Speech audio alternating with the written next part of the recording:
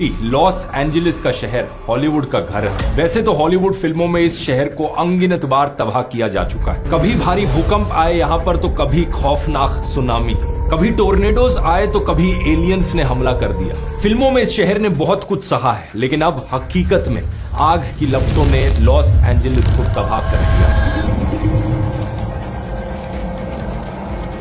ऐसे दृश्य देखने को मिले हैं जो सही में दिल दहला देने वाले हैं। इस वीडियो को देखिए, एक फायर टोर्नेडो। ये पहले से अस्सलामुअलैकुम। तो दोस्तों, आप सभी जैसा कि जानते हैं कि अमेरिका में आग ने किस तरह से तबाही मचाई है। अब तक का $50 बिलियन का अमेरिका का नुकसान हो चुका है और कई हज़ारों इमारतें जल के राख हो चुकी है। बड़ी बड़ी इमारतें जल के राख हो चुकी है और लोग अपने अपने घरों को छोड़कर दूसरी जगह मुंतकिल हो रहे हैं, क्योंकि इतनी भयानक आग लगी है कि अभी तक भी ये आग जारी है और ये आग अब फैलते फैलते अमेरिका के तमाम शहरों में पहुंच चुकी है। जी हाँ दोस्तों, एक हफ्ते से भी ज़्यादा हो चुका है, बट अभी भी वहां की आग नहीं बुझ पाई है। इसी को लेकर आज ध्रुव राठी का एक वीडियो आया है, जिसमें ध्रुव राठी ने जो अमेरिका में भयंकर आग लगी है इसका पूरा सच दुनिया के सामने लाया है कि आखिर ये आग कैसे लगी, क्यों लगी और इसके पीछे की क्या बड़ी साजिश है। तो दोस्तों, मैं आप लोगों को ध्रुव राठी की यहीं पर पूरी वीडियो क्लिप दिखाने वाला हूं, लेकिन वीडियो दिखाने से पहले आप सभी से रिक्वेस्ट करना चाहूँगा, प्लीज़ इस वीडियो को ज़रूर लास्ट तक देखिए और जितना हो सके इस वीडियो को ज़्यादा से ज़्यादा शेयर ज़रूर कीजिए। अगर आप लोगों ने हमारे इस चैनल को सब्सक्राइब नहीं किया है तो इस चैनल को सब्सक्राइब ज़रूर कीजिए, बेल आइकन को दबाइए ताकि आने वाली हर वीडियो की नोटिफिकेशन आपको मिल सके। तो आइए सबसे पहले हम और आप ध्रुव राठी का ये वीडियो देखते हैं, फिर आगे बात करते हैं। इस शहर ने बहुत कुछ सहा है, लेकिन अब हकीकत में आग की लपटों ने लॉस एंजलिस को तबाह कर दिया। ऐसे दृश्य देखने को मिले हैं जो सही में दिल दहला देने वाले हैं। इस वीडियो को देखिए, एक फायर टोर्नेडो। ये पैलिसेड्स के एरिया में देखा गया। ऐसा ही एक ये खौफनाक वीडियो सामने आया जिसे एक ऐसे आदमी ने लिया था जो अपने घर में बंद रह गया जब आग की लपटें उसके घर के पास आई थी। इस वीडियो में आप देख सकते हैं कि इसका घर चारों तरफ आग की लपटों से घिर गया। थैंकफुली जिस आदमी ने इस वीडियो को रिकॉर्ड किया था उसे टाइम पर रेस्क्यू कर लिया गया फायर फाइटर्स के द्वारा, लेकिन हर कोई इतना खुश नसीब नहीं था। अभी तक कम से कम 24 लोगों की मृत्यु हो चुकी है। यह आग तकरीबन 40,000 एकड़ में फैल गई है। एक हफ्ते से ज्यादा का समय हो चुका है इस आग को जलते हुए, लेकिन अभी तक भी जिस समय मैं वीडियो रिकॉर्ड कर रहा हूं यह आग जल रही है। 12,000 से ज्यादा इमारतें जल चुकी हैं। लोगों के घर राख बन चुके हैं। 1,80,000 से ज्यादा लोग डिस्प्लेस हो चुके हैं। करीब 2 लाख लोगों को इवैक्यूएशन के नोटिस दिए जा चुके हैं। जेपी मॉर्गन के एस्टिमेट्स के मुताबिक इस सब की वजह से $50 बिलियन का आर्थिक नुकसान होगा लॉस एंजलिस के शहर में। ये कोई एक आग नहीं है, असल में मल्टीपल फायर्स है मल्टीपल लोकेशंस पर। 7 जनवरी की सुबह पैलिसेड्स नाम के इलाके में इस आग की शुरुआत हुई थी। नक्शे पर देखिए, उसी रात ईटन और हर्स्ट में भी आग लगी थी। 9 जनवरी तक केनेथ भी आग की लपटों में घिर गया था और इसके अलावा कई दूसरे इलाके लीडिया, आर्चर, वुडली और सनसेट भी आग में झुलस गए। 12 जनवरी की सुबह तक लीडिया फायर को पूरी तरीके से रोका जा चुका था। केनेथ फायर 90% खत्म हो चुकी थी।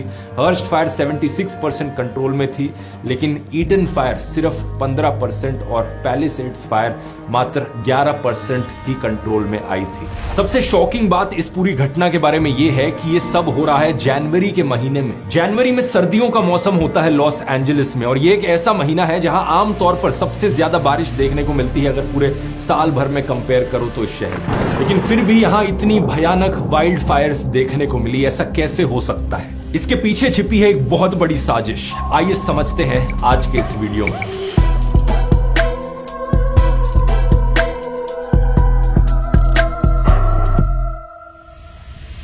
अगर इस पूरी घटना को आप सिर्फ एक ज्योग्राफिकल पर्सपेक्टिव से देखोगे तो कारण बताया जाता है कि सदर्न कैलिफोर्निया के इलाके में बारिश कम हुई इस साल।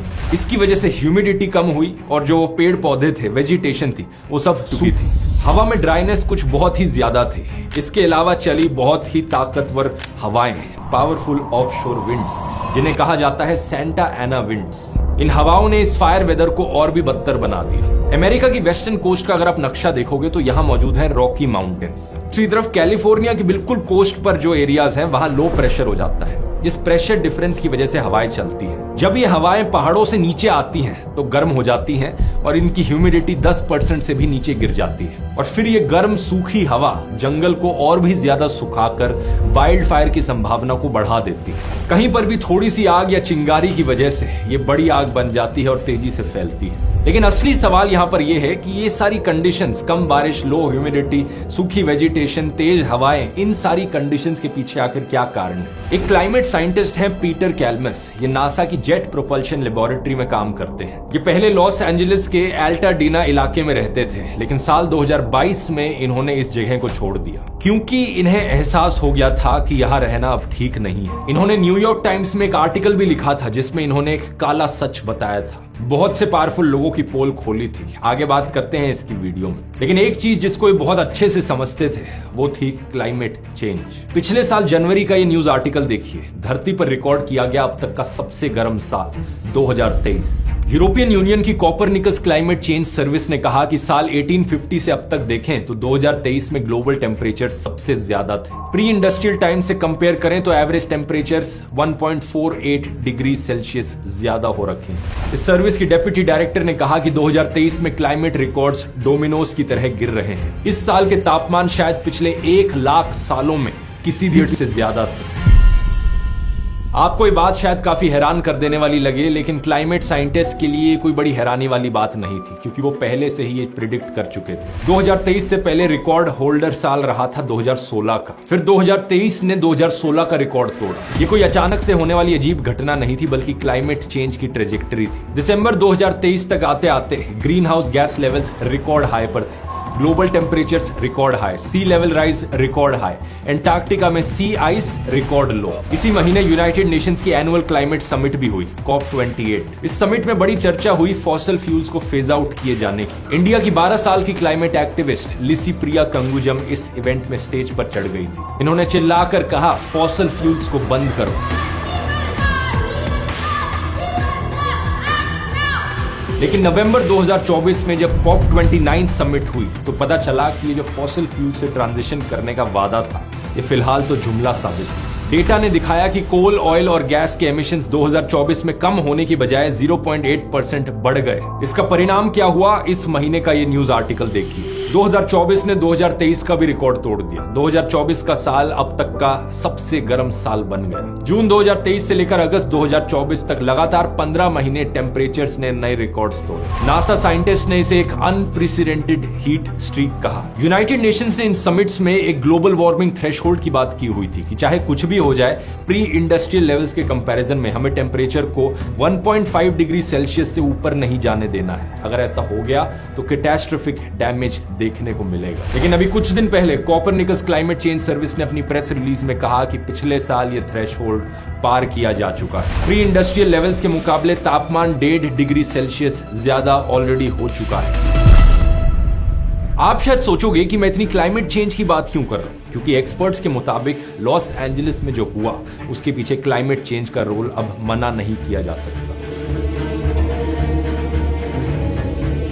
2024 में कैलिफोर्निया की स्टेट में भी अक्टूबर का महीना सेकंड हॉटेस्ट एवर मंथ रहा था, जबकि जून और जुलाई के मंथ्स हॉटेस्ट एवर मंथ रहे थे। इसका मतलब समझ रहे हो, जून और जुलाई 2024 में जो गर्मी पड़ी कैलिफोर्निया में, इतनी गर्मी पहले कभी नहीं देखी गई। यहाँ पर सदर्न कैलिफोर्निया के बड़े हिस्से में जुलाई के बाद कोई बारिश नहीं हुई, सब कुछ सूख गया। The temperatures in Southern California broke 5 heat records Friday, and emergency rooms are busy with heat exhaustion patients. फिर कुछ महीने बाद बहने लगी ये सेंटा एना विंड्स, जिन्होंने जंगल को और ज्यादा सुखा दिया। And that air descent leads to warming and compression.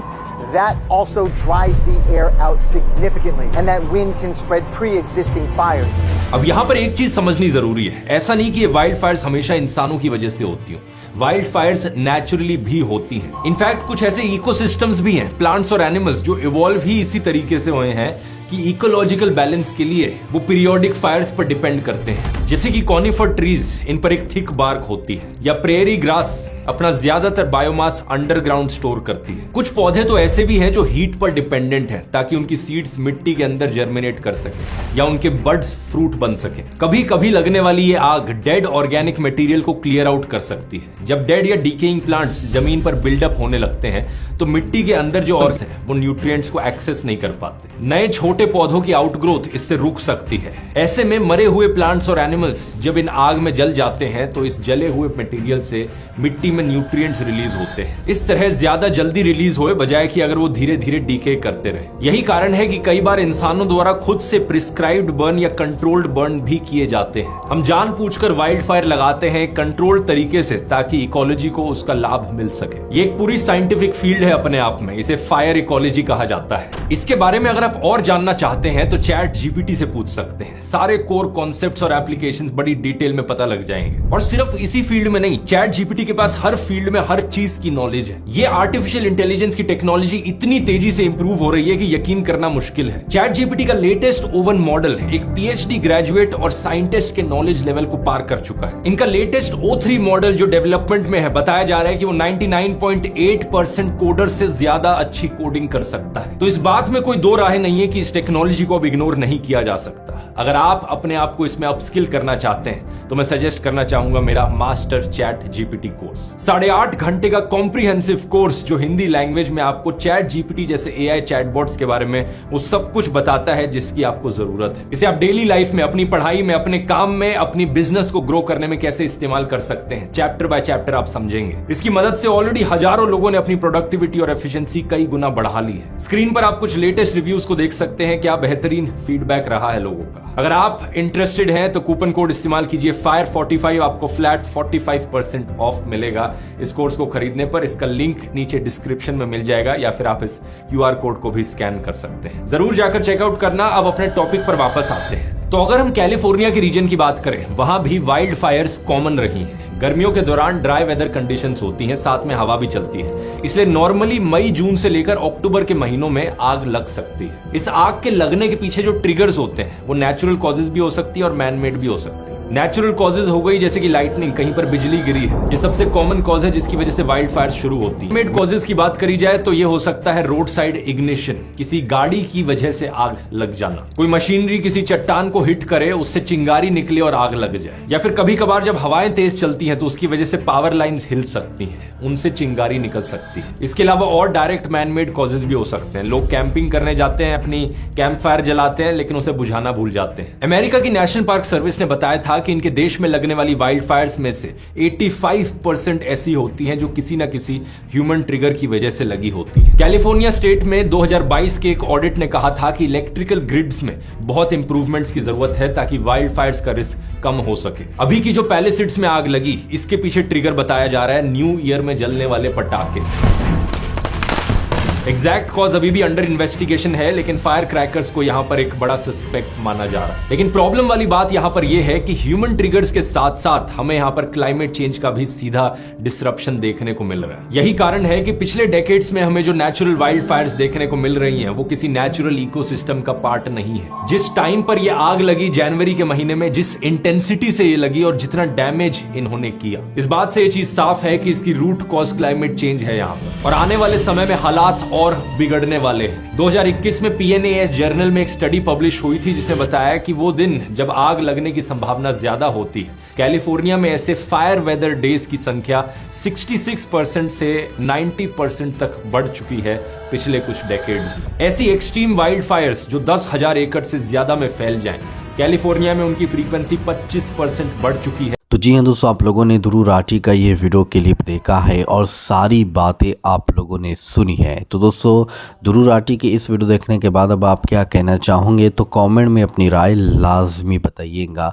अगर ये वीडियो आप लोगों को पसंद आए तो इस वीडियो को लाइक कीजिए, शेयर कीजिए और हो सके तो चैनल को ज़रूर सब्सक्राइब कीजिए। तो चलिए दोस्तों, इसी तरह की इन्फॉर्मेशन लेकर आपकी खिदमत में एक बार फिर से हाजिर होंगे। जब तक अपना ख्याल रखिए और अपने इस भाई को अपनी दुआओं में याद रखिए। अल्लाह हाफिज़।